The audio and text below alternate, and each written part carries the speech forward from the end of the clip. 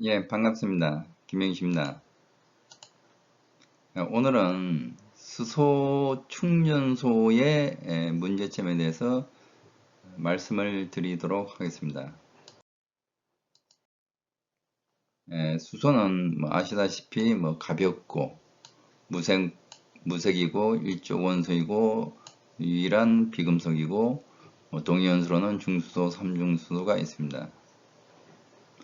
실질적으로 우리가 이제 수소 폭탄이라 하면은 중수소와 삼중수소가 있어야 되는데 이거는 자연계에 존재하지도 않고 그 다음 이제 우라늄이라는 기폭제가 있어야 되고 고온이 있어야 되기 때문에 현실적으로는 불가능합니다.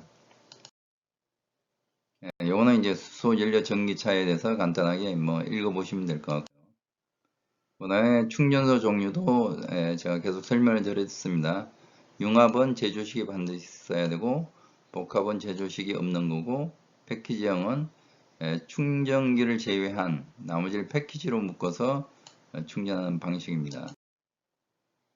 그 다음 온사이트는 자체적으로 온이죠.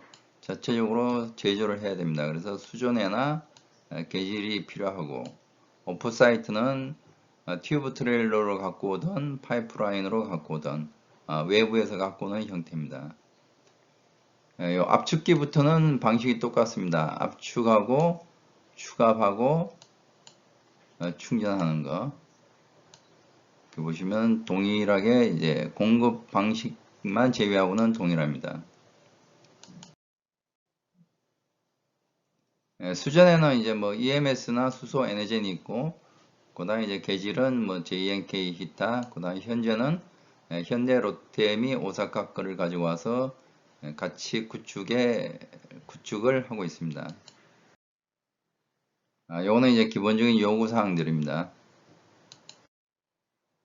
그 다음에 이 충전소가 부족할 때 사실은 이제 일본처럼 이동식 충전소를 검토할 필요가 있습니다. 그래서 일본이나 뭐 린데 그냥 기체 또는 액화 이동식에 대해서 언급을 제가 드렸습니다. 액화 충전은 뭐 기본적으로 액화를 하려면 마이너스 253도가 돼야 됩니다. 그래서 이제 기화를 시키고 저압해서 다시 압축을 시켜서 추가 주장을 한 다음에 충전을 하는 이러한 형태입니다. 이 부분은 뭐 계속 설명이 됐기 때문에 스킵을 하도록 하겠습니다. 충전소 주요 장비들입니다. 압축기하고 저장 용기하고 프리쿨러하고 디스펜스, 그 다음에 밸브류. 요게 충전기를 만들기 위한 내용들이고요. 이 부분은 온사이트 방식에 대한 설명입니다. 네, 요거는 아이오닉이고요. 아이오닉 액은 계속 순환을 해서 나가고 나머지는 2.8배로해서 계속 압축을 시키는 그러한 형태입니다. 현재는 5단이지만 지금 3단도 개발이 되어 있다고 이야기는 들었습니다. 그 다음 이거는 다이아프램 방식입니다. 요거는 말 그대로 이제 2단 압축을 하는 피스톤 방식입니다. 제가 얘기를 드리고자 하는 부분은 이 부분입니다. 수소 충전소 왜 아직까지 진도를 못 나가고 있는가? 첫 번째는 수소 폭발에 대한 국민들의 인식입니다. 그러다 보니까 부지 선정에 애로사항이 있습니다. 근데 해외 같은 경우 독일을 보면은 재미있는 것이 2년 동안 수소차 칸구라는 차를 주민들에게 대여를 해줍니다. 그럼 어떤 주민이든지 와서 열쇠를 거기서 받아서 자기가 운행할 만큼 운행을 하고 또 반납을 하고 또 다른 분이 와서 이제 이렇게 사용을 하고 있습니다. 근데 신차가 나올 때마다 이러한 과정을 겪는다고 하는데요. 결국은 정부나 제조사의 홍보가 아니고 국민들의 입에서 입으로 통해서 안전성을 검증을 받기 때문에 굉장히 효과가 있다라고 생각을 합니다. 그리고 남아공은 어릴 때부터 교과목으로 이 수소에 대한 안전성을 교육을 시킵니다.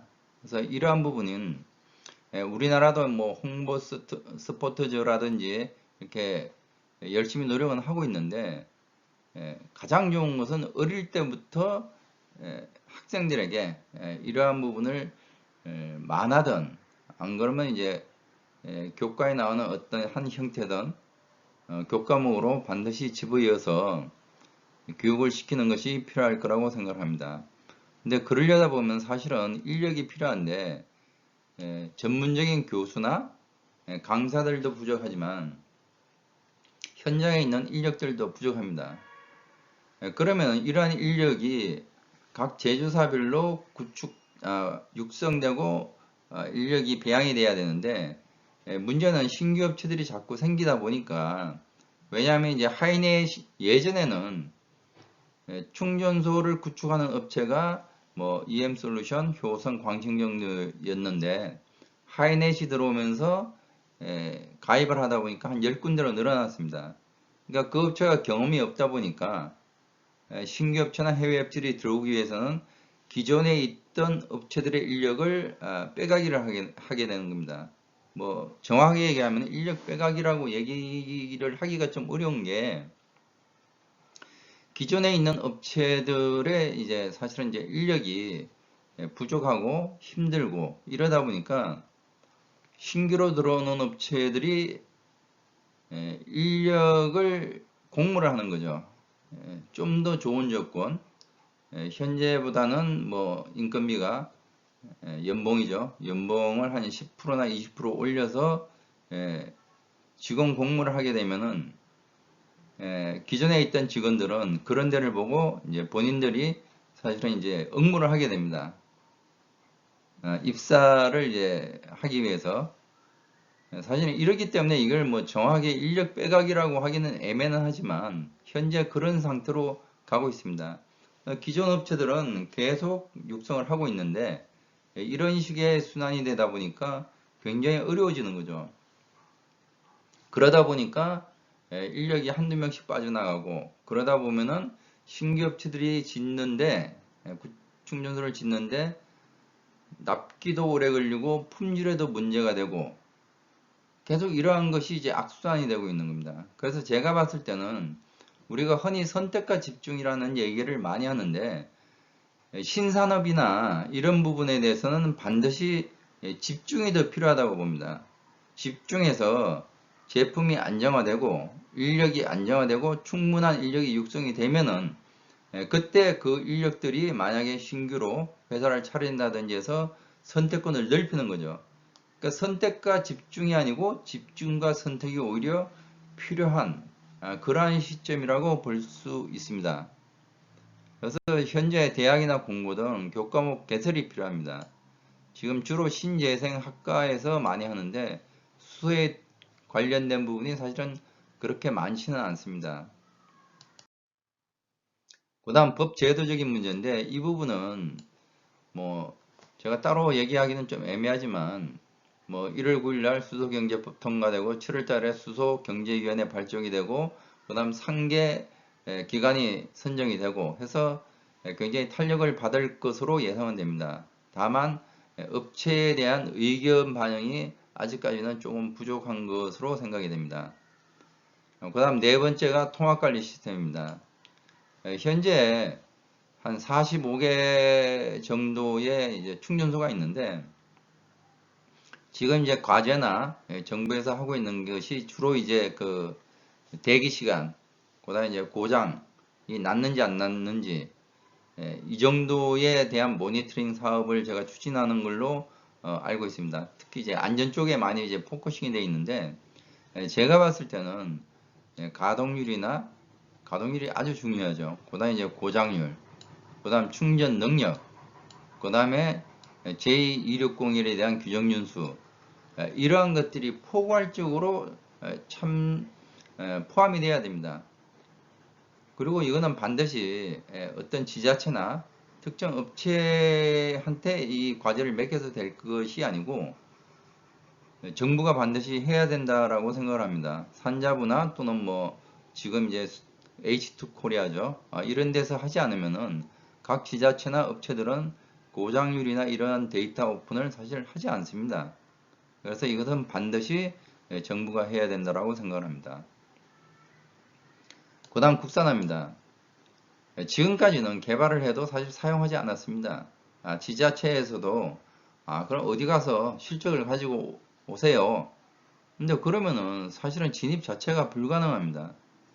그나마 다행인 것이 지금은 이제 국내 업체 중에서 이제 광신이라는 데가 지자체에서 발주를 받고 해서 어느 정도 많은 부분이 해소가 됐지만 결국 그 제가 봤을 때는 우리나라 소요량으로는 사실은 투자 대비 수익성을 내기가 어렵습니다. 반드시 수출이 돼야 됩니다. 그러려면 국내에서 써야 되거든요. 써야지 홍보가 되고 해외에서도 믿어줄 거 아닙니까? 옛날에 이제 전자가 그랬고 반도체가 그 다음에 ESS도 마찬가지입니다. 그래서 제가 봤을 때 업체를 선정할 때 현실적인 대안은 해외 설비에 대한 국산 수입 시 국산화율을 몇 프로 이상 하겠다는 것 또는 국산화에 대해서 가점제를 도입하는 것이 필요할 것이라고 생각이 됩니다. 이렇게 되면은 자연스럽게 품질이나 가격이나 납기가 줄 수 있을 거라고 생각을 합니다. 그 다음에 AS 및 전문업체 필요합니다. 아직까지는 부품에 대한 해외 의존율이 많기 때문에 고장시 대응이 어렵습니다. 그래서 해외로부터 부품 센터를 한국에 짓도록 압력이 필요합니다. 비근한 예로 보면은 창원시장님과 EM솔루션이 린드에 압력을 행사해서 부품 창고를 결국은 용인에 지었습니다. 이러한 것처럼 강력한 압박 드라이브가 필요합니다. 그리고 압축기나 충전기 사양에 따라서 다를 수는 있지만 운영은 개별로 하더라도 AS 전문 업체는 반드시 앞으로 필요할 것이라고 생각을 합니다. 그 다음 마지막으로 수소경제 로드맵이 비현실적입니다.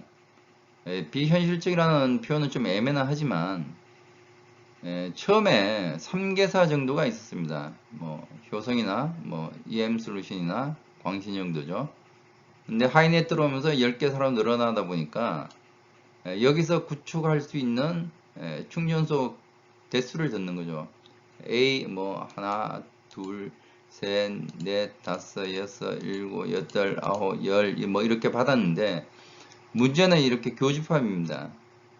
실질적으로 이러한 업체들이 해외의 동일한 압축기 업체로부터 공급 예상 수량을 받습니다. 근데 그것이 전부 다 합치다 보면은 그 회사의 총 생산량을 넘어가는 경우가 허다합니다. 그러니까 교집 합의를 생각을 안 한 거죠. 그래서 실질적으로 압축기의 생산 수량이 우리나라 한국의 공급 수량하고 일치한다라고 생각을 할 수도 있지만 또 반대로 거기에는 또 과외적인 요소가 또 있습니다. 뭐냐면은 예를 들어서 이제 독일에서 주로 수입을 하게 되는데 독일도 유럽에 굉장히 많은 충전소를 구축을 해야 됩니다.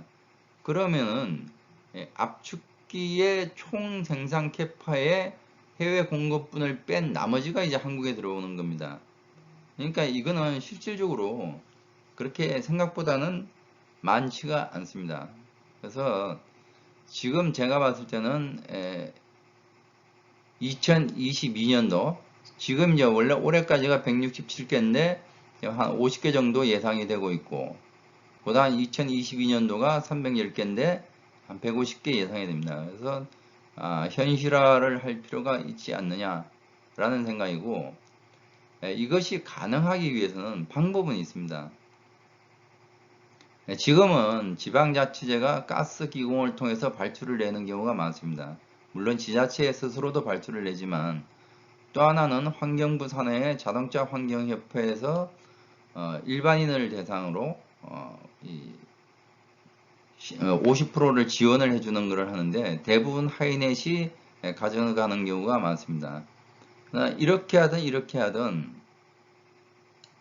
구축할 업체가 적다는 것도 문제지만 특히 지자체 같은 경우는 울산이나 광주나 창원 정도를 제외하고 나머지는 아직까지도 충전소 사양이나 이것을 조달 입찰하는데 시간이 많이 걸립니다. 최소한 3에서 5개월이 걸립니다. 상당히 많은 시간을 허비를 하고 있습니다. 그래서 제가 봤을 때는 구축을 할 수 있다는 업체들로부터 1년 동안 공급할 수량을 받습니다. 그리고 일괄 발주를 내면 됩니다. 그래서 만약에 그것이 제대로 지켜지지 않았을 경우에는 페널티를 물리고 그 다음 해에 발주 물량을 조정을 하면 됩니다. 그러니까 자동차에서 업체들 선정하듯이, 그러니까 자동차는 보통 부품 업체를 2군데, 3군데, 2호나 3호나를 했습니다. 그리고 1년 동안 실적에 따라서 발주 물량을 뭐 5대5에서 7대3, 8대2 이렇게 조정을 하는 거죠. 우리도 그렇게 할 필요가 있다라고 생각을 합니다. 그렇게 되면은 일괄 발주가 가능하게 된다면은 납기나 품질이나 가격에서 굉장히 안정적인 수급이 가능할 것으로 예상이 됩니다. 그리고 2022년도 수소경제 로드맵이 어느 정도는 달성이 되리라고 예상을 합니다. 예, 감사합니다. 이상입니다.